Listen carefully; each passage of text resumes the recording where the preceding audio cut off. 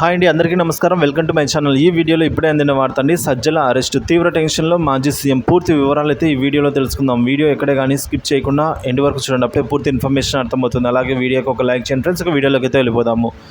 అధికారంలో ఉన్నప్పుడు చేసిన అఘాయిత్యాలు తర్వాత వెంటాడుతాయన్న విషయం మంచిది మరిచి ప్రవర్తించారండి. కర్మ వెంటాడుతున్నట్లుగా ఇప్పుడు ఆనాటి అఘాయిత్యాలు ఇప్పుడు వెంటబడుతున్నాయి.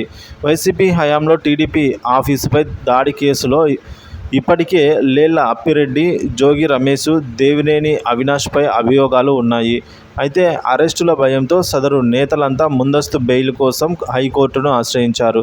దీనిపై విచారణ జరుపుతున్న ఏపీ హైకోర్టు విచారణను ఈ నెల 16 వరకు విచారణ వాయిదా అయితే వేసింది. అయితే అప్పటి వరకు ఎలాంటి తదుపరి చర్యలు తీసుకోవద్దని పోలీసులను ఆదేశించింది. దీంతో సజ్జల సహా అందరికీ ఈ నెల 16 వరకు తాత్కాలికంగా ఊరట అయితే లభించినట్లు అయింది. కానీ టీడీపీ ప్రధాన కార్యాలయంపై దాడి కేసులో ఇప్పటి వరకు సజ్జల, ఆళ్ల రామకృష్ణ రెడ్డి గారిపై అయితే ఎలాంటి అభియోగాలు నమోదు కాలేదు. కానీ వీరు కూడా మిగతా వారితో కలిసి ముందస్తు బెయిల్ కోరుతూ హైకోర్టును అయితే ఆశ్రయించారు. ఈ దాడిపై ప్రభుత్వం సిట్తో విచారిస్తున్న నేపథ్యంలో సజ్జల, ఆళ్ల తమ వరకు విచారణ వస్తుందని అయితే అంచనా వేస్తున్నారట ఫ్రెండ్స్.